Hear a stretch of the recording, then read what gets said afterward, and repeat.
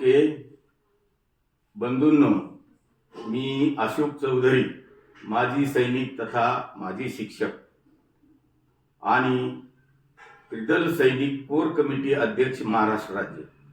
बंधूंनो, आज आपण एक अशा व्यक्तिमत्वाशी दिलखुलास चर्चा करणार आहोत ज्यांच्या अनुभवातून आपणही काही शिकलं पाहिजे। तर असे आपल्या मधीलच एक माजी सैनिक जे एअरफोर्स मध्ये होते, यशस्वी सेवेनंतर ते पुन्हा वकिली पेशामध्ये आले, विधिज्ञ अभ्यास केला आणि गेले 35 वर्षापासून ते समाजाला न्याय देण्याचा आटोकाट प्रयत्न करतायत। तर अशा सेवा चालू असतानाच त्यांनी सैनिक समाज पार्टी मगची धुरा जवळपास महाराष्ट्र राज्याचे प्रदेश अध्यक्ष म्हणून सांभाळली आणि त्याच्यामध्ये सुद्धा त्यांचं फार मोठं योगदान आहे। आजही ते महाराष्ट्रामध्ये सैनिक समाज पार्टीचं कार्य अतिशय वेगाने, अतिशय उत्तम अशा पद्धतीने करतायत। तर म्हणून ॲडव्होकेट शिवाजीराव डमाळे पाटील यांच्याशी आपण भेटूया आणि त्यांचे अनुभव घेऊया। डमाळे साहेब, तुम्ही एअरफोर्स सेवेच्या नंतर, सेवानिवृत्ती झाल्यानंतर वकिली पेशाच का स्वीकारला असावा? तर मी भारतीय वायुसेनेत एअरफोर्समध्ये टेक्निकल स्ट्रीममध्ये होतो। एअरक्राफ्टच्या सेफ्टी इक्विपमेंटमध्ये मी काम केलेलं आहे, सेमी इंजिनियर म्हणून। आणि मी जेव्हा चॉईस पोस्टिंग नाशिकला आलो त्यावेळेला मला काही वकील चे बंधू माझे सहकारी लाभले। मी जेव्हा बाहेरून BA केलं तेव्हा त्याने सहज मला म्हणे तुम्ही LLB करा, म्हणून आम्ही LLB च्या कॉलेजला गेलो नाशिकच्या आणि तिथं जाऊन माझे डॉक्युमेंट दाखवले। त्यांनी म्हणले you can take admission but without fee, म्हणजे एक्झम्पशन ऑफ फी तुम्हाला नाही मिळणार कारण यू आर इन सर्व्हिस। म्हणून मी त्या कॉलेजला ॲडमिशन घेतलं आणि येताना काही पुस्तकं घेऊन आलो। येताना मी इंग्रजी भाषा ही एअरफोर्सची भाषा असल्यामुळे I thought that it is easy job for me, परंतु मला ते विदाऊट गुरु 4 महिने वाचलं पण त्या कायद्याचा संदर्भच लागला नाही। म्हणून माझे एक मित्र होते कॉपल टोपो म्हणून from Assam, he told me that आपण क्लासला जाऊ।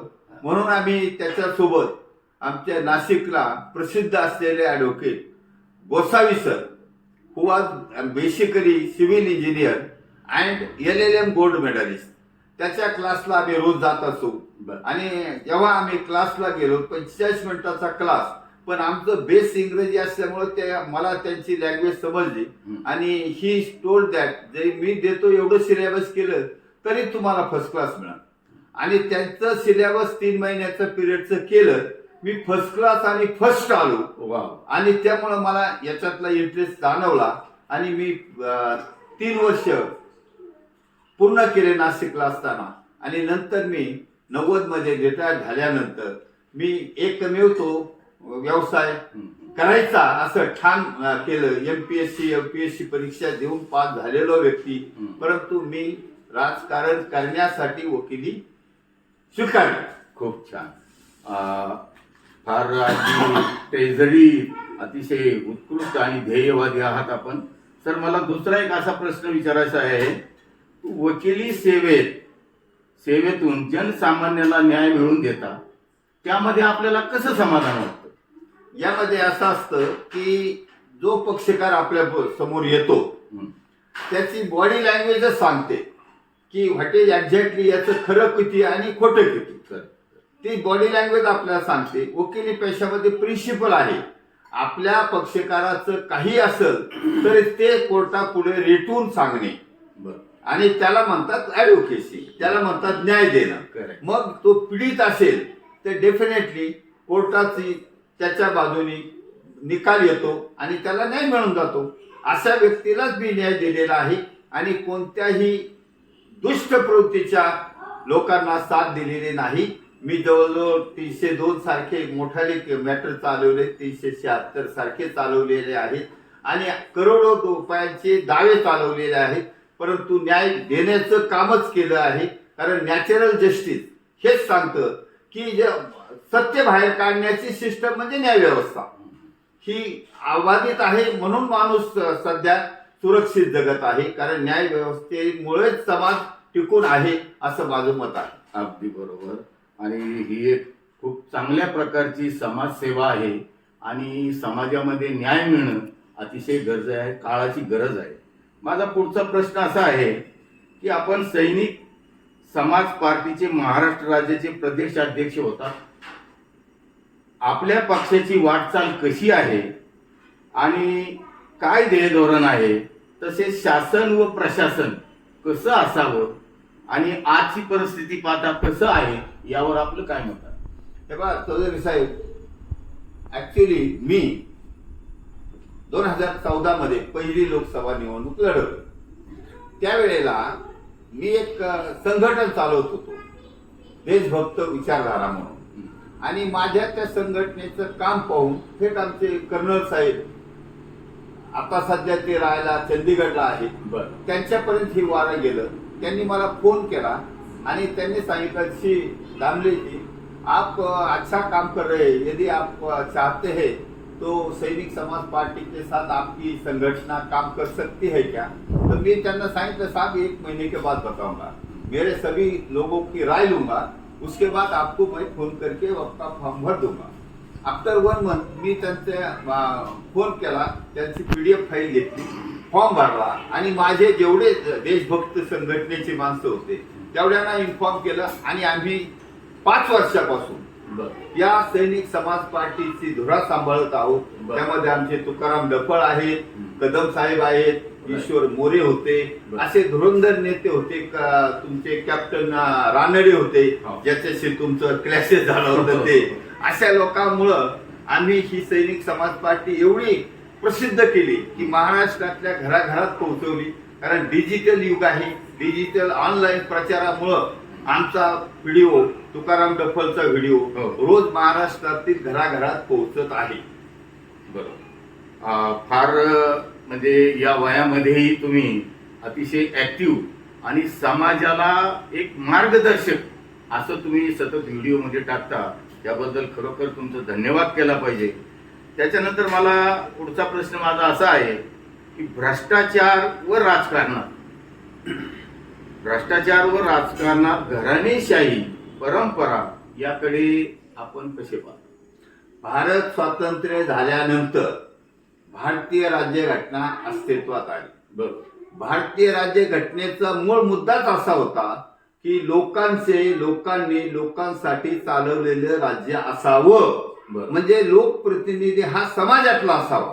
परंतु भारताच्या लोकशाहीला ह्या घराणेशाहीवाल्यांनी हायजॅक केलं. कारण इंग्रज सत्तेपासून जे भारताचा समाज मुक्त झाला, परंतु तो यांच्यामध्ये अडकला गेला.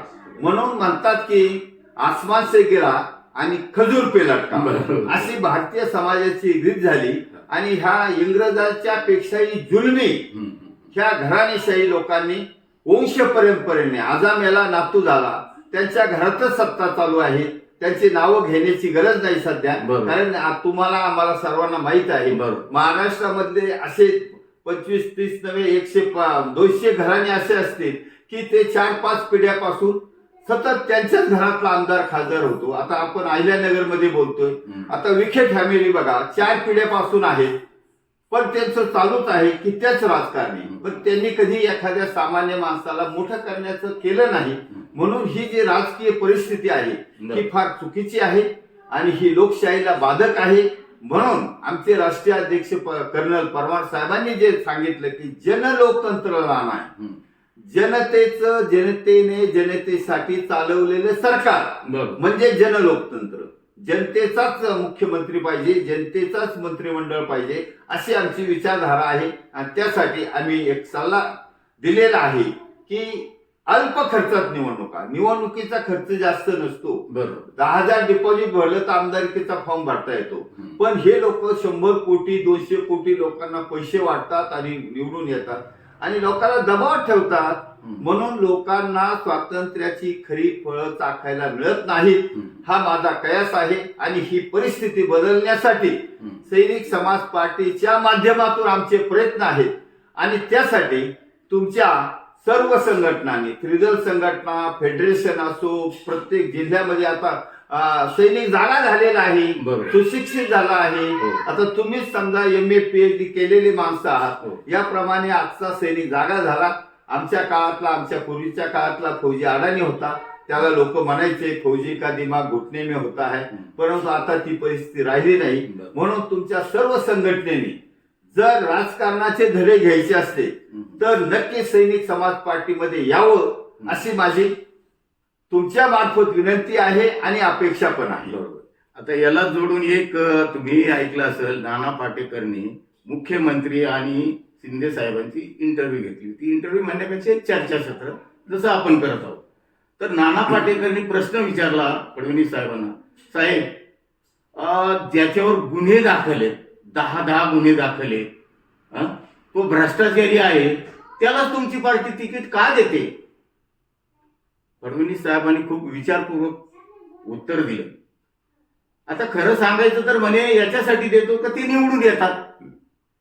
तर हे प्रश्न उत्तराबद्दल आपलं काय मत आहे? हे इंटरव्ह्यू मी पण ऐकली.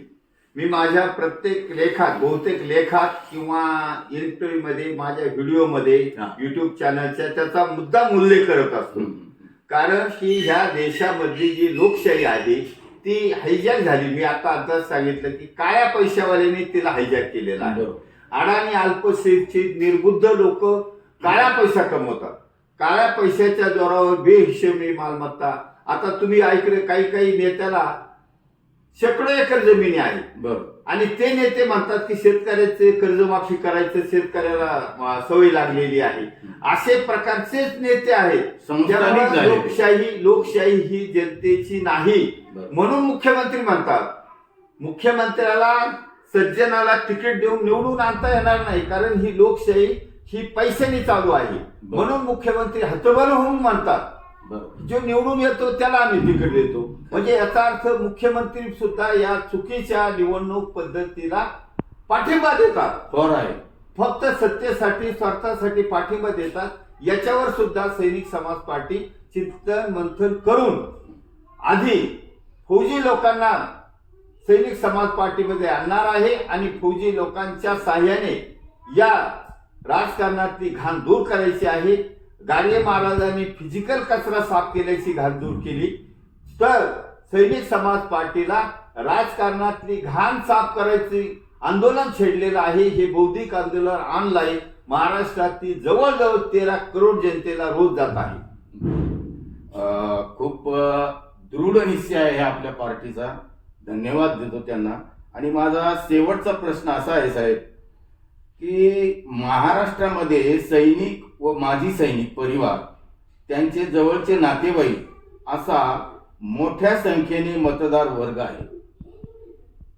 रजिस्टर्ड संघटना, सैनिक फेडरेशन, सैनिकांचे नॅशनल पक्ष आहेत.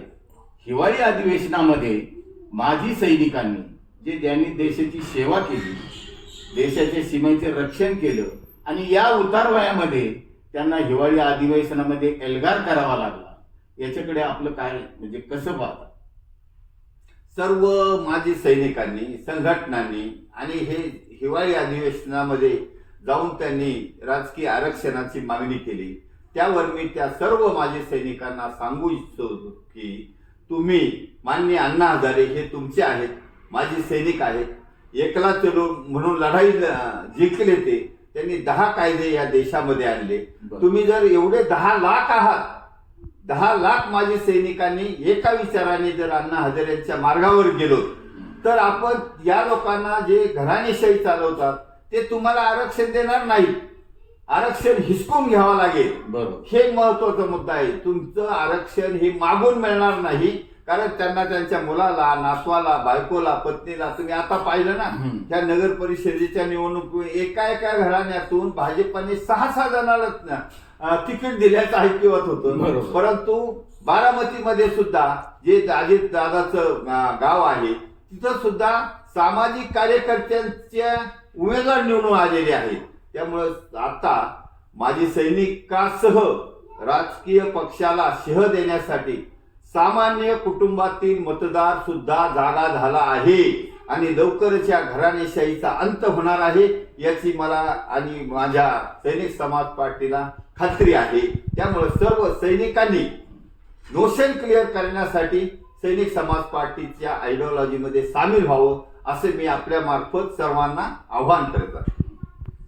धन्यवाद साहेब, आपले विचार आणि खास करून ही चर्चासत्र घेण्याचा विषय एवढाच होता की आपल्या महाराष्ट्रामध्ये जवळपास 1 करोड माजी सैनिक, त्यांचे नातेवाईक, त्यांचे मित्र परिवार आहे आणि त्याच पद्धतीने जसं सैनिक समाज पार्टी असेल आणि शेतकरी वर्ग जो आहे हा जागरूक व्हावा आणि त्यांनी आपल्या हक्काचं कुठेतरी हक्काने गेलं पाहिजे म्हणून तुमच्यासारख्या अनुभवी माणसांचा या ठिकाणी चर्चासत्र आपण राबवलं.